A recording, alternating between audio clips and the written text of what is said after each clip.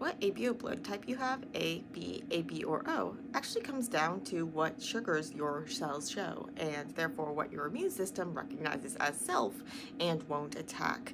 So these blood types are really important when doctors are trying to figure out what type of blood to give someone for a transfusion. But what's the actual biochemistry going on behind this? So let's take a look. So first, a really quick overview, and then I'll get more into the details. The basic idea is that different people have different versions of a glycosyltransferase. So this enzyme, this reaction helper that actually pieces together sugar chains that get displayed from blood cells and other types of cells. Some people have a version that adds one sugar, GalNAc.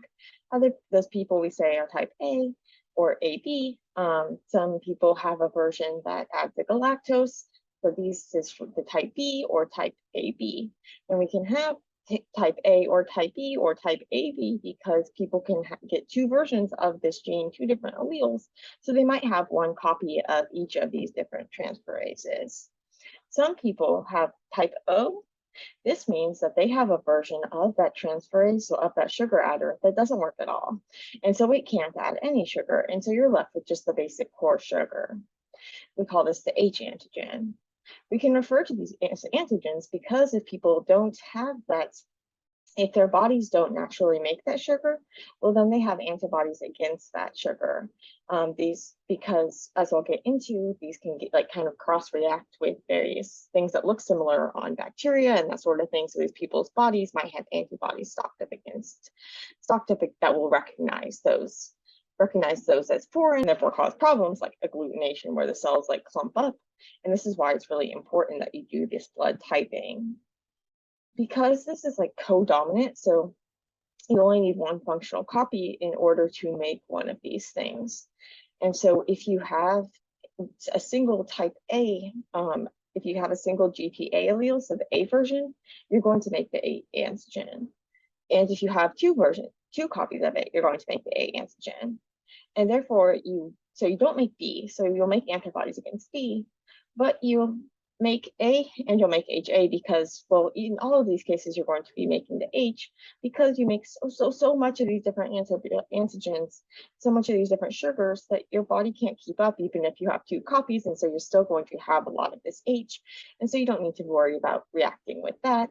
And this is, so you can, if you're type A, then you can get blood from people who are type O or type A, but you can't get blood from type B because then you have antibodies against type B. If you're type B, well, now you have a similar situation, except that you're making type B instead of type A, and so you'll make antibodies against type A. So you can't get type A blood, which has the A antigen, or type AB blood, which also has the A antigen, but you can get type O or type B. If you have type AB, well, now you make everything, and now you're the universal recipient you can get from anything. In type O, you make antibodies against B and A because you don't make those, so you can only get from type O. Now, all of this has been ignoring another factor, which is the positive or negative, which has to do with a totally different protein, this RH, or the totally different molecule, this RH protein that I'll get into more. It's totally separate, it's inherited separately, which is why you can have these negative and positive versions of all of these different phenotypes, so these different versions that you get from having different combinations of alleles, so of those gene versions for these glycosyltransferase. And so if you have positive, you have one version, you display this RH protein. If you're negative, you don't. And so therefore you would recognize that RH protein as foreign. And so you can, if you're positive, you can get positive. If you're positive, you can also get negative. And if you're negative, you can't get positive though. And so now let's get a lot more into the various details now that we've discussed this kind of broad overview. So I say sugar, but I'm not talking about table sugar. So sucrose, which is a disaccharide. Instead, I'm talking about these glycoconjugates, like glycolipids and glycoproteins. So that glyco part tells you it's a sugar, and sugar just refers to this whole broad range of molecules that are made up of these basic building blocks called monosaccharides. And I go much more into it in another post. So as I mentioned, we can call these antigens.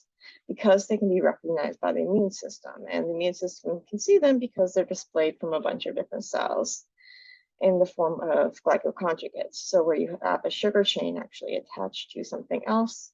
In this case, they can be attached to lipids. So like your cell membrane, we call these glycolipids.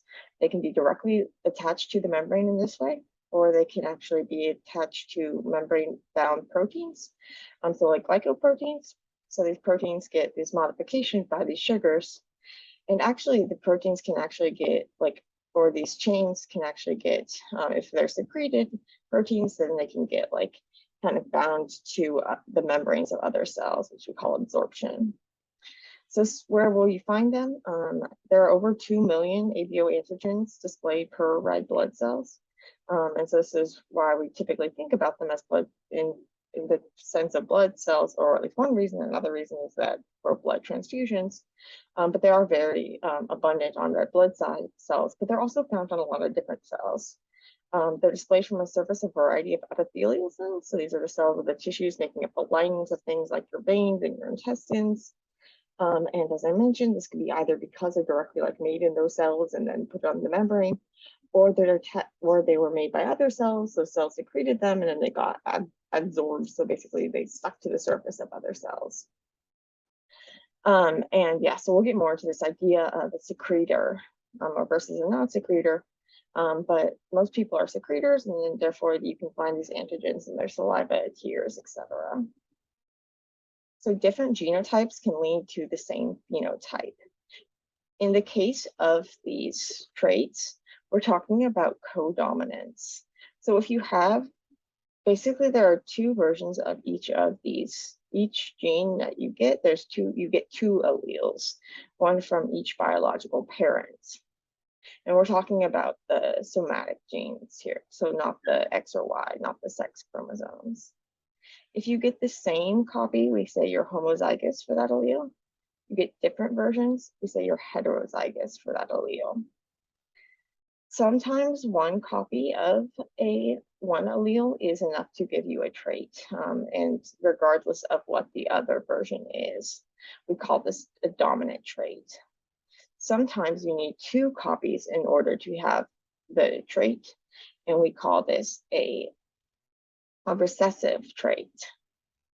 In the case of our AB blood typing, what we're seeing is something called codominance. This means that if you have an A, you'll make the A. If you have a B, you'll make the B, and you only need one copy of each. So A or B are not dominant over one another, but they're both going to be, you only need a single copy in order to make that product. And the product that we're talking about is going to be this A antigen or the B antigen. And then remember that in all of these cases, you're going to be making this H antigen. So the H antigen is all that type O people can make because they don't have a functional GT gene that can make the A or the B. So they just make the H. But in the case of A or AB or B, because they can make this core antigen and then they just build off of it, they're still going to have some of this just core antigen, this H antigen.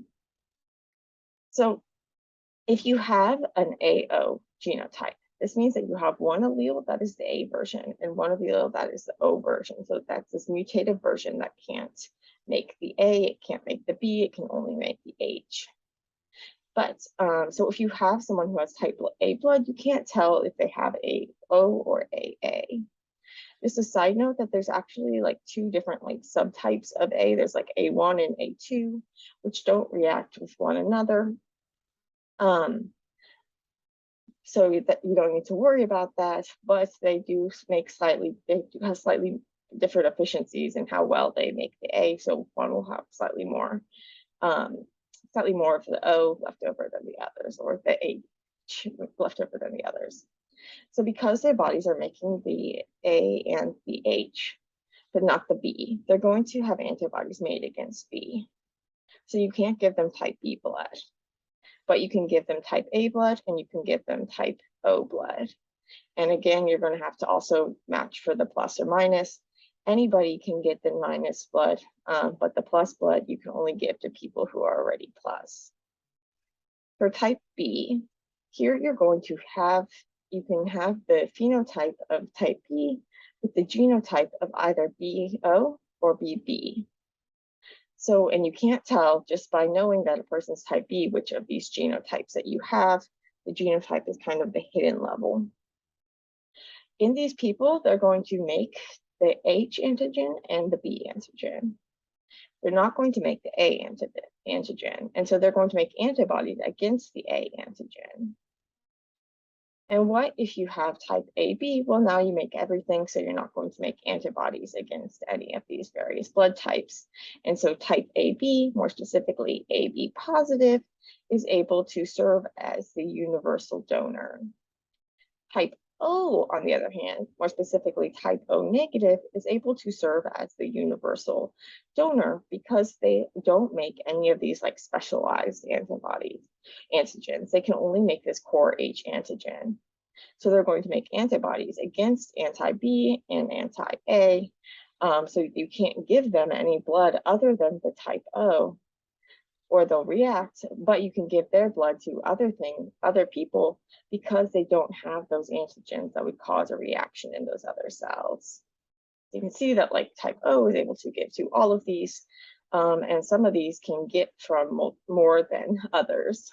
So if you have O negative, you can give to everybody, but you can only get from one, etc. Getting more into the nitty-gritty biochemistry of what's actually going on. So as I mentioned, you have the gene that we're talking about is going to be this GT, this glycosyltransferase. And so there's this GTA version of the allele and the GTB version of the allele. Or there's the GTA allele and the GTB allele of this ABO gene. If you have the GTA, this is going to make the put on a GalNAc. And if you have the GTB, this is going to add a gal, so a galactose. And so you get this A antigen in the case of type A, the B antigen in the case of type B. Remember, this is happening based on like this single version. So one copy of the gene is making this product and one copy of the gene is making this product. Because you get two copies, if you have both of the A, you'll be making all of this. If you have both of the B, you'll be making all of this. And if you have one of each, you'll be making some of both. If you have type O, you have a mutated version of this that doesn't make anything, or I mean, it doesn't make a functional product. So the difference between type A and type B is actually only like 4 amino acid differences. So 4 protein letter differences that cause it to have a different specificity for what sugar it adds. But the mutation in the O gene is more dramatic. So how mutations affect the protein that gets made is basically the genetic instructions are for making that protein. You can think of them kind of like recipes for making a cake, and those original recipes are written in DNA. Changes in those DNA letters, so mutations, can lead to differences in the protein that gets made because these DNA instructions are then going to be giving different instructions to the ribosome, so to the machinery that makes the proteins.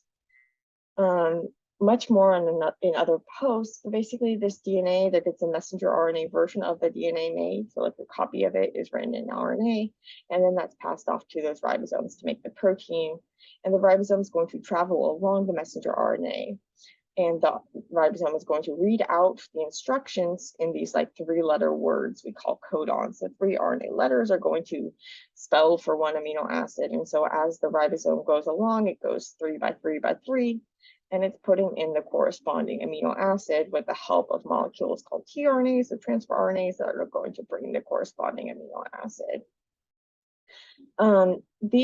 The code, because you're writing in these like 3 non-overlapping words, we can talk about a reading frame. So where you start is going to matter. If you start on like 1, you're going to be in one reading frame. If you start 1 over, you're going to be in a different reading frame, etc. And so if you have a mutation that causes a frame shift, so that actually causes you to read in a different frame, well, now you're going to be changing all of the subsequent letters. And so this can cause big problems. And typically, especially if it's in the beginning of a protein, lead to a non-functional protein. And this is what you see in the case of type O. So with the O, they can only make this core H antigen. Okay, but they're still making this. But some people can't even make this because there's this gene before that that we haven't talked about, this FUT1 gene. So FUT1 is what is this fucosal transferase. And so a fucosal transferase, this is fucose, and it's going to be adding like the beginning part. So it takes this initial like starter sugar and it adds the part that this fucose to make it the H antigen.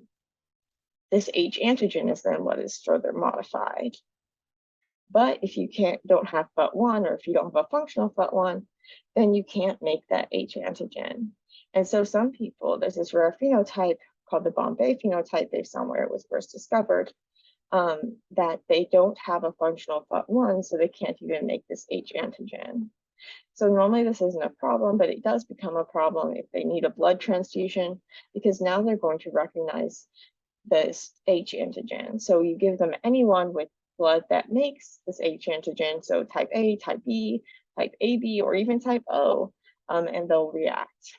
And so they have to have typically a donor from like a family member with the same phenotype. Yes, and we can say this as like lowercase h, lowercase h. But there's also FUT2. And this is going to be expressed in secretory cells, so cells that are like secreting things, sending things out. And so the ABH antigens can therefore get added onto proteins that get secreted in these cells. Because remember, the FUT1 is kind of dealing with the starter part, and then the modifications get added. The same type of deal with FUT2, but if it's then adding it on the starting chain that's attached to something that gets secreted, well, now you end up with a protein that gets secreted.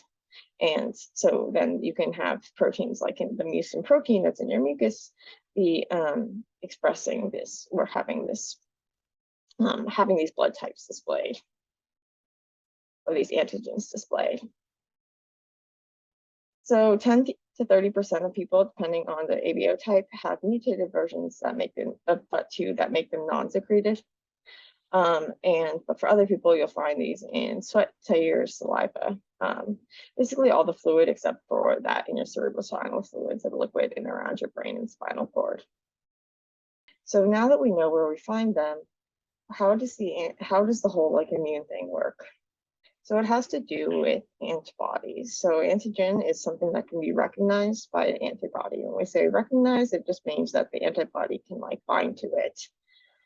And so how these antibodies get made is that the body kind of has different versions of the gene for making these antibodies. And it's not like what we talked about before, where different people have different versions in like slightly different versions of the same gene. In this case, with these blood cells, it's actually this really, really cool thing where they have like this giant menu to start off with, these immature B cells, and then they kind of edit their DNA. And they choose just one version. So they have like a ton of versions they can choose from. Each of these immature blood cells is going to choose one version and make that. And this is just like a random process. And once they make that choice, that's all they can make. So each of these immature B cells is going to make one version, and then they kind of go and test it out. If the antibody that they're making recognizes the body as foreign, then they're going to be destroyed, and so they don't make it further.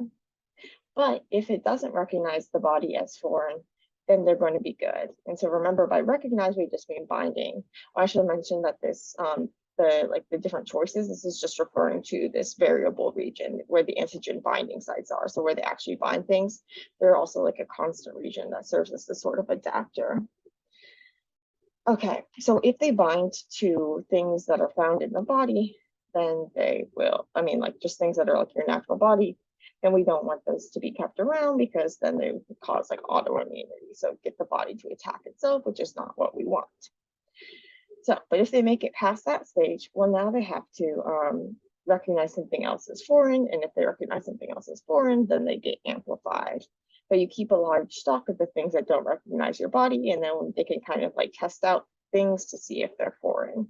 When the foreign thing is found, then they can amplify. And so if the body if your body makes a certain blood sugar, if you make an antigen, then the antibodies that randomly make a choice that makes them happen to bind to your own blood cells, well, those antibodies won't make it out of the first check. But if they do, and then you get the blood from someone that's a different blood type that's incompatible, then your cells will those antibodies will bind to that and they'll amplify and cause this immune reaction. So we often think about antigens in the sense of like viral proteins and things like that, but really antigens can be made against anything, which is why these sugars can act as powerful antigens and cause things like hemolysis or whatever when you have a blood type that is different. And remember, the blood type is different. It has to do with whether or not your cells make that sugar. And so if you have like AB, you're already making that A and the B, so you can get A or B. But if you are type O and you get A or B or AB, well, now you're seeing sugars that you wouldn't normally see. Okay, so these antibodies that are made, so the sugars are referred to as antigens, as we said, and sometimes they're called agglutinogens. And the antibodies are sometimes called agglutinins. And the reason why is that agglutination is kind of like this clumping up. And so what happens is that if you have sugars and you have antibodies that recognize those sugars and you mix them together, they're going to kind of clump up or agglutinate. And therefore, this is what happens if you mix blood types that are incompatible, they're going to agglutinate. And so you might be wondering, okay, well, I get that you won't recognize yourself if you make it. But why are you recognizing those other things? Like, why do you have stocks of those antibodies already? So the sugars look similar to some sugars found in microbes. So some people they actually like those antibodies that's like from food you're ingesting or something like that. If your body doesn't recognize it as self, it could be making antibodies against it. And then those antibodies can like cross-react. So they can also, if they have a similar part that is recognized as the thing that the antibodies were originally recognizing, well, now they can attack them. And so because these antibodies are only recognizing short pieces of the sugar or that sort of thing. And yeah, so this agglutination reaction would be a huge problem if it happens in your body, but we can take advantage of it in order to do this on like a little card to test for blood type, such as these like ELDONCARDs, which have these antibodies on the surface of these little dots, and then you put some blood on them, and if they're incompatible, then they're going to clump up. And so if you have an type A or AB, and then you stick it on one of these anti-A antibodies, it's going to react and agglutinate, et cetera, et cetera. Okay, so a little more detail now. So this ABO system was worked out in 1901 by an Austrian scientist named Karl Landsteiner. He won the Nobel Prize for this, and it made it possible to give blood transfusions without the frequent adverse effects, we'll say, that came from early attempts at it. If you go and read that, you'll see that he refers to the antigens as agglutinogens and the antibodies as agglutinins. And so that's like what I was talking about a minute ago, and so don't let that throw you off. It has to do with the fact that when you mix the incompatible blood types, they'll clump up or agglutinate. So cool lecture, really awesome work. But that was only part of the story. We also have to talk about that plus minus. That has to do with this RHD factor. So this is a totally different thing, this like RH factor. And it's a bit of a misnomer in terms of its naming. It stands for rhesus, as in rhesus monkeys, because scientists originally found different antigens when they injected monkey blood into other animals, and they thought it was the same thing as what was happening with the human blood, but it was actually a different thing. But the name stuck, and so we go with it. So what is this RHD? So the RH factor, this is a membrane protein, and it's encoded for by an entirely different gene, totally separate from the ABO type, which is why you can have A positive, A negative, B positive, B negative. O positive, O negative, AB positive, AB negative, because it's totally separate and inherited independently. The deal with the D, so you often just see it the RH factor, but there's actually a lot of different RH antigens, and the one that matters the most is this, and the one that we typically imply with the D, with the there's no letter mentioned, is this RHD. So someone who's positive has a gene that makes this protein, and someone who's negative has two non-functional genes, so they don't make this protein. So this is a dominant trait, so you only need one copy in order to have the be positive. This wasn't found out about the whole deal with the RH factor wasn't found out about until like 40 years after the initial ABO part. But so lots and lots of people got transfusions, but without too many adverse effects. But it was probably because the negative form. So remember that if you were negative, you would react to positive, but if you're positive, you're not going to react to negative because you're already you're making the thing, and if there's nothing, so if you see it and you don't already make it, then that's a problem. But if you don't see it and you already make it, that's not a problem because you're not seeing it. And even if you did see it, you wouldn't react to it because your body already recognizes it. So because it's rare, then these adverse effects caused by this incompatibility wouldn't happen as frequently, and when it did happen, they could blame other things. So I mentioned it was less frequent, the negative than the positive, and you can see that plays out in this chart of blood type frequency from the Red Cross. You can see the various frequencies. O positive is going to be the most common blood type, and the distributions vary among different populations. In addition to AB and ABO and RH, so RH, remember that's the plus minus, there are lots and lots of different antigens. According to the Red Cross, there are over 600 of them. Most of them are less immunogenic, so they're most likely to provoke the immune system response. So they're not really worried about. But with tissue donations, you have to match a lot more closely, and you also have to worry about other antigens, things like HLA types, which are much more complicated, etc. Which is why it can be so hard to find matching donors for tissue donations.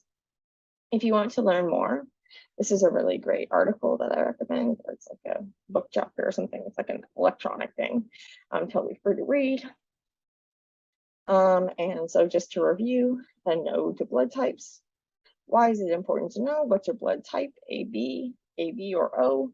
Even if you find out what's it all mean, it has to do with what sugar chains will be seen and therefore recognized by your immune system itself. With blood type A, GalNAc says, hey, if type B is your pal, you'll see a gal. Some of both there will be in those with AB, but if type O, there's only core H antigen to show. And I hope this helps you understand blood types and why we need to type blood when we're matching up donor and recipient for blood.